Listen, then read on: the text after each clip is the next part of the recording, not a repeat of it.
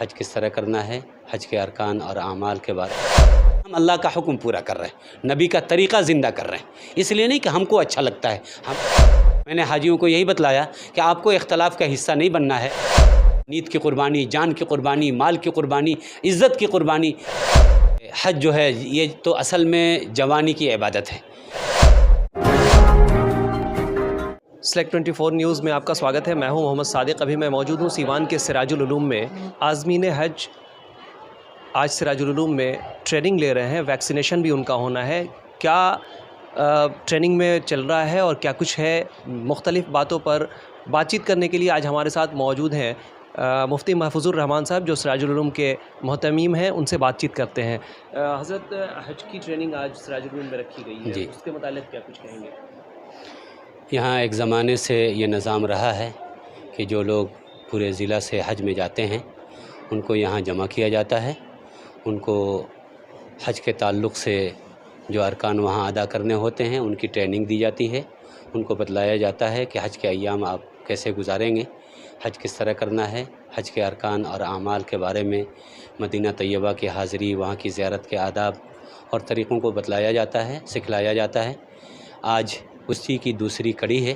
ایک تربیتی پروگرام اس سے پہلے بھی ہو چکا ہے، یہ دوسری تربیتی نشست ہے جس میں حاجیوں کو یہاں حج کے ارکان بتلائے جائیں گے۔ آج ان کا ٹیکہ بھی لگنا ہے، یہ ٹیکہ چونکہ کمپلسری ہے، اس کے بغیر حاجی حج کرنے نہیں جا سکتا ہے، حکومت کی یہ گائیڈ لائن ہے، اس کے مطابق انشاءاللہ بہت جلد ٹیکے کا پروگرام بھی شروع ہوگا۔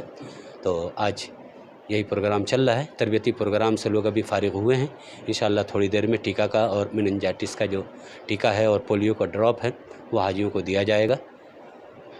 ابھی ہم نے دیکھا آپ وہاں بہت اہم مدعوں پر گفتگو کر رہے تھے۔ آپ نے بتایا کہ اگر آپ کی سامنے اور آپ کے دائیں بائیں اگر کوئی لیڈیز خواتین اگر وہاں موجود ہیں تو آپ کی نمازیں نہیں ہوں گی، اس کے متعلق کیا کچھ کہیں گے؟ دیکھیے، عبادتوں کا اپنا ایک اصول ہوتا ہے، ضابطہ ہوتا ہے۔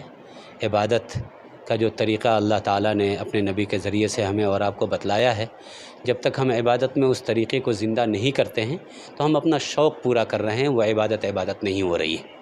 جی، ہم سفر حج میں جا رہے ہیں، میرے بتانے کا مقصد یہی تھا، میں یہ بتلا رہا تھا ان لوگوں کو کہ آپ حضرات وہاں جا رہے ہیں، اپنا شوق پورا کرنے نہیں جا رہے ہیں، آپ اللہ کا حکم اور نبی کے طریقے کو پورا کرنے جا رہے ہیں۔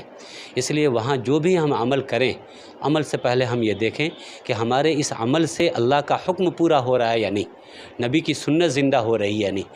ایسا تو نہیں ہے کہ ہم اپنے شوق کے پورا کرنے کے پیچھے اس درجہ پڑ جائیں کہ اللہ کا حکم اور نبی کے طریقے کی طرف سے ذہن ہٹ جائے۔ بہت مرتبہ ایسا ہوتا ہے کہ حاجی جب حج میں جاتا ہے تو حجر اسود کو جب دیکھتا ہے تو اس کو چومنے کے لیے، اس سے لپٹنے کے لیے وہ اس درجہ جذباتی ہو جاتا ہے کہ اسے یہ بھی خیال نہیں ہوتا کہ اللہ کے رسول نے ہمیں منع کیا ہے کہ دوسروں کو تکلیف نہیں دینا چاہیے، کسی کو دھکا نہیں مارنا چاہیے۔ تو وہ ایذائے مسلم جس کو حرام کہا گیا اسلام میں، مسلمان اس کا ارتکاب کرتا ہے ایک سنت پر عمل کرنے کے لیے، ایک مستحب پر عمل کرنے کے لیے، جبکہ ایک حرام کا وہ مرتکب ہو رہا ہوتا ہے، جبکہ شریعت ہم سے یہ مطالبہ نہیں کرتی کہ ایک مستحب پر عمل کرنے کے لیے تم حرام کا ارتکاب کرو۔ اللہ کے رسول کی سنت یہ ہے، اگر موقع ہو، گنجائش ہو تو ہم حجر اسود کو چومیں، یہ عبادت کی چیز ہے، ثواب کی چیز ہے۔ لیکن اگر بھیڑ ہے، مزاحمت ہے اور دھکم دھکی کی ضرورت نہیں ہے، دور سے بھی اگر ہاتھ اٹھا کر چوم لیا جائے تو اس سے وہی اجر و ثواب اس کو مل جاتا ہے۔ تو جب وہ ثواب ہمیں مل رہا ہے، اللہ کا حکم اور نبی کا طریقہ اس بھیڑ میں جائے بغیر بھی ہم پورا کر لے رہے ہیں، تو ہمیں اس بھیڑ میں اور دھکم دھکی میں جانے کی ضرورت کیا ہے؟ ظاہر سی بات ہے، اگر اس کے باوجود ہم جا رہے ہیں تو حکم پورا کرنے نہیں جا رہے ہیں، شوق پورا کرنے جا رہے ہیں۔ تو میں یہی کہہ رہا تھا کہ کوئی بھی عمل ہو، نماز ہو، استعلام ہو، طواف ہو، جو بھی ہو، اس جذبے سے ہو کہ ہم اللہ کا حکم پورا کر رہے ہیں، نبی کا طریقہ زندہ کر رہے ہیں، اس لیے نہیں کہ ہم کو اچھا لگتا ہے، ہمارا جی چاہ رہا ہے، ہمیں کرنا ہے۔ جی، اس جذبے سے نہیں کرنا ہے۔ یہ اس لیے ہر حاجی کو اس بات پر بہت زیادہ دھیان دینا چاہیے کہ ہمارا ایک ایک عمل اللہ کے حکم اور نبی کے طریقے کے تابع ہو کر رہے، صرف اپنے شوق کے تابع ہو کر ہم کوئی عمل نہ کریں۔ جو آپ نے خواتین کے بارے میں جو بتایا، نماز کا بھی چونکہ ایک طریقہ ہے اسلام میں کہ نماز کس طرح پڑھنا ہے، مردوں کو نماز میں کہاں کھڑا ہونا ہے، عورتوں کو کہاں کھڑا ہونا ہے، بچوں کو کہاں کھڑا ہونا ہے، امام کو کہاں کھڑا ہونا ہے، یہ ایک اس کے پروسیس ہے، ایک طریقہ ہے۔ اب ظاہر سی بات ہے اس کا مطلب یہ نہیں ہے کہ سب لوگ امام بن جائیں گے، سب لوگوں کو ایک صف میں کھڑا کر دیا جائے گا۔ اسلام میں نماز کے لیے ایک ترتیب ہے، امام کی صف الگ ہوتی ہے، مردوں کی صف الگ ہوتی ہے، بچوں کی صف الگ ہوتی ہے، عورت کی صف الگ ہوتی ہے۔ یہ اللہ کے رسول صلی اللہ علیہ وسلم نے ایک طریقہ بتایا ہے، اس طریقے کی خلاف ورزی جب ہم کریں گے تو ظاہر سی بات ہے یہ نماز ہماری صحیح معنوں میں نماز نہیں ہوگی۔ عورتوں کے بارے میں نے کہا کہ ان کے لیے جو حکم ہے کہ ان کو جہاں کھڑا ہونا ہے کہ بچوں کے بعد ان کی صف ہونی چاہیے، وہ اپنی صف میں رہیں، بچے اپنی صف میں رہیں، مرد اپنی صف میں رہیں، سب اپنے اپنے صف میں نماز پڑھیں۔ اس کے خلاف ورزی کریں گے تو ظاہر سی بات ہے سنت پامال ہوگی، اور سنت پامال ہوگی تو پھر گویا ہم شوق پورا کر رہے ہیں، عبادت نہیں۔ قصر کے متعلق آپ نے کچھ گفتگو کی؟ منی میں چونکہ ایک مرحلہ ایسا آتا ہے کہ وہاں بہت سے لوگ ظہر اور عصر کی نماز جو 4 رکعت والی نماز ہے اس میں قصر کرتے ہیں، یعنی 4 کی جگہ پر 2 کرتے ہیں، اور کچھ لوگ پوری نماز پڑھتے ہیں۔ عام طور پر ایسے موقع پر بڑا الجھاؤ ہوتا ہے، چونکہ اس مسئلے میں علماء کا اختلاف ہے، اس لیے لوگوں میں بڑا اختلاف اس مسئلے میں رہتا ہے۔ میں نے حاجیوں کو یہی بتلایا کہ آپ کو اختلاف کا حصہ نہیں بننا ہے، بحث و مباحثے میں اپنے وقت کو ضائع اور برباد نہیں کرنا ہے۔ ان کو میں نے ایک مسئلہ بتا دیا کہ آپ مکہ سے منی میں جب آپ جا رہے ہیں حج کے لیے، آپ اپنی حالت کو دیکھ لیں کہ آپ وہاں مقیم ہیں یا مسافر۔ اگر آپ مقیم ہیں تو آپ کو 4 رکعت پڑھنا ہے، اور آپ مسافر ہیں یعنی 15 دن سے کم کا قیام ہے تو آپ کو 2 رکعت پڑھنا ہے۔ کون کیا کر رہا ہے یہ آپ کو دیکھنے کی ضرورت نہیں ہے، آپ اپنی حالت دیکھیے۔ آپ اگر مقیم ہیں آپ 4 رکعت پڑھیے، آپ اگر مسافر ہیں آپ 2 رکعت پڑھیے۔ کوئی مسافر ہو کر بھی وہاں 4 پڑھ رہا ہے، کوئی مقیم ہو کر بھی 2 پڑھ رہا ہے، اس کو پڑھنے دیجیے، اس سے الجھنے میں اپنے وقت کو ضائع نہ کیجیے۔ یہ اللہ سے مانگنے، اللہ کی طرف متوجہ ہونے کے ایام ہیں، اس میں اپنے وقت کو لگائیے۔ مسئلے مسائل میں، مسلکی اختلاف میں اپنے وقت کو لگائیے گا تو بہت سی عبادتوں سے آپ محروم رہ جائیے گا۔ بہت اہم سوال ایک آتا ہے کہ حج کے ارکان کو کب پورا کرنا چاہیے، چونکہ بہت سارے لوگوں کے ذہن میں یہ بات ہوتی ہے کہ بڑھاپے کے عالم میں جائیں گے، جب سارے فرائض سے ہم مطمئن ہو جائیں گے تب جائیں گے۔ اس کو لے کے آپ کیا؟ اس کے لیے بھی بڑی تفصیل سے میں نے عرض کیا تھا کہ حج جو ہے یہ تو اصل میں جوانی کی عبادت ہے، چونکہ اس کے لیے طاقت اور قوت کی ضرورت پڑتی ہے، دوڑنے بھاگنے کی ضرورت پڑتی ہے، تو اس کا اصل عمر تو جو ہے وہ جوانی ہے۔ لیکن چونکہ میں خاص طور سے اپنے بہار کے اندر ایسا بہت کم ہوتا ہے، چونکہ عموماً اپنے علاقے میں دیکھتا ہوں کہ عموماً لوگ اپنے کمائی سے حج میں کم جاتے ہیں۔ بچے جب کمانے کے لیے جاتے ہیں تو وہ کچھ پیسے کما کے بھیجتے ہیں ماں باپ کو حج کے لیے۔ ظاہر سی بات ہے اس وقت تک اکثر ماں باپ بوڑھے ہو چکے ہوتے ہیں، تو بہرحال عبادت اگر جوانی میں کی جائے تو اس کا لطف، اس کا مزہ ہی الگ ہے، لیکن ایسا نہیں ہے کہ اگر کوئی جوانی میں نہیں کر سکا تو بڑھاپے میں نہیں کر سکتا۔ حج میں اگر بڑھاپے میں بھی انسان جاتا ہے تو وہاں اپنے سے زیادہ معذوروں کو دیکھ کر انسان اپنے آپ، جو بیمار بھی ہوتا ہے وہ اپنے آپ کو تندرست دیکھنے لگتا ہے۔ جب اپنے سے زیادہ معذور کو دیکھ رہا ہے کہ وہ دوڑ رہا ہے، چل رہا ہے، تو انسان اس کو دیکھ کر اپنی بیماری کو کمتر محسوس کرتا ہے، اور ایک ایمانی قوت تو اس کے ساتھ ہوتی ہی ہے، جس کی وجہ سے انسان کے لیے بہت سے مجاہدے کو برداشت کرنا آسان ہو جاتا ہے۔ آخری پیغام لوگوں کو کیا دیں گے حج کے متعلق؟ بس آخری پیغام یہ ہے کہ حج کے سفر کے مقصد کو ہمیشہ ذہن میں رکھیں کہ آپ حج میں کیوں جا رہے ہیں، حج میں جانے کا آپ کا مقصد کیا ہے۔ جی، اس مقصد کو ذہن میں رکھیں۔ ہمارا مقصد یہ ہو کہ ہم اپنے رب کو راضی کرنے کے لیے جا رہے ہیں، اپنے اللہ کو پانے کے لیے جا رہے ہیں۔ اللہ کے نبی صلی اللہ علیہ وسلم نے وہاں سے امت کے لیے جو قربانیاں پیش کی ہیں، جو جذبات آپ کے تھے، امت کے جو درد، جو فکر مندی تھی، ہم اس درد کو، فکر کو اپنے اندر پیدا کرنے کے لیے جا رہے ہیں۔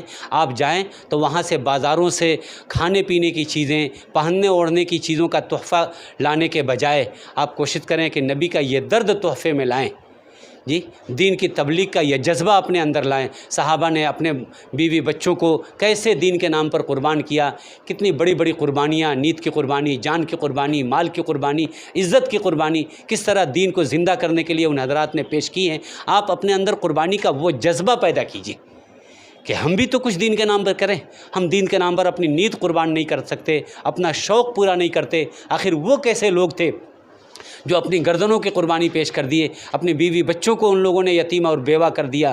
جی، یہ دیکھیں اپنی آنکھوں سے، انسان جب ان چیزوں کو دیکھے گا، ان جگہوں کو دیکھے گا، ان کی قبروں کو دیکھے گا۔ آپ جائیں تو ہر چیز کو اس زاویے سے دیکھیں۔ آپ جنت البقیع میں جائیں تو آپ یہ دیکھیں کہ یہاں کون لوگ مدفون ہیں۔ احد میں جائیں، بدر کے میدان میں آپ جائیں تو دیکھیں کہ یہاں کیا ہوا تھا، کون لوگ یہاں شہید ہیں، ان کی کیا قربانیاں تھیں۔ ہم کہاں ہیں، ہم کہاں کھڑے ہیں، ہم دین کے لیے کیا کر رہے ہیں۔ تو یہ جذبات اپنے اندر پیدا کریں.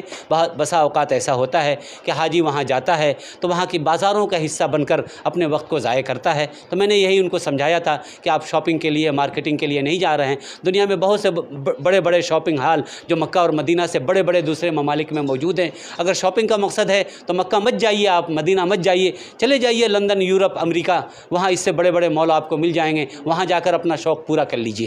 آپ وہاں اپنے شاپنگ کے لیے, چیزوں کے خریدنے کے لیے, سونے چاندی کی خریداری کے لیے نہیں جا رہے ہیں. آپ اپنی روحانی ترقی کے لیے جا رہے ہیں, اپنے خدا کو پانے کے لیے جا رہے ہیں. اس لیے اپنے وقت کو اس مصرف میں خرچ کیجیے. ہاں ضرورتاً اگر جانا پڑ جائے تو اس کی بات دوسری ہے. تھوڑے بہت تحفے اگر لے لیے تو اس کو میں منع نہیں کرتا, لیکن اس میں زیادہ وقت صرف کرنے سے اپنے آپ کو بچائیں. اللہ تعالیٰ ہر حاجی کو اس کی توفیق دے. بہت شکریہ حضرت. جزاک اللہ. تو یہ تھے ہمارے ساتھ محفوظ الرحمان صاحب مفتی, جو بتا رہے تھے کہ حج کے ارکان میں کیا اہمیت ہے اور حج کے ارکان کس طریقے سے پورے کریں گے, اور اس کی ٹریننگ اگر لے کر کے جاتے ہیں تو یقیناً وہاں جا کر کے حج کرنے میں انہیں سہولت محسوس ہوگی اور لگے گا کہ وہ حج جو کر رہے ہیں ان کے ارکان سلیقے سے پورے ہو سکے ہیں. تمام بڑی خبروں کے لیے بنے رہیں ہمارے یوٹیوب چینل سلیکٹ 24 نیوز کو لائک, سبسکرائب, شیئر ضرور کریں. ساتھ ہی ہمارے فیس بک پیج کو بھی لائک, شیئر, کمنٹ کرنا نہ بھولیں, اور ہمارے ویب سائٹ www.select24news.in پر وزٹ ضرور کریں. اب آپ کے شہر سیوان کے لکشمی پور میں بھرپور سویدھاؤں کے ساتھ کھل گیا ہے hotel select and marriage hall. آپ کو بتا دیں 10 جون سے بھاری ڈسکاؤنٹ کے ساتھ بکنگ شروع ہے. ایک بار ضرور پہنچیں. اس میں آپ کو ملے گا فلی ایئر کنڈیشن, ساتھ ہی بکنگ کے ساتھ ٹینٹ کا سارا سامان, برتن اور چولہا بالکل فری. جلد ہی کسی بھی کارکرم کو اچھے واتاورن میں کرنے کے لیے بک کریں hotel select and marriage hall. ہمارا پتہ ہے لکشمی پور, سسپن ڈھالا, بیسائیڈ ڈاکٹر توفیق احمد. ہمارا کانٹیکٹ نمبر ہے 8797327330. ایک بار ضرور پہنچیں اور اس بھاری ڈسکاؤنٹ کا لابھ اٹھائیں.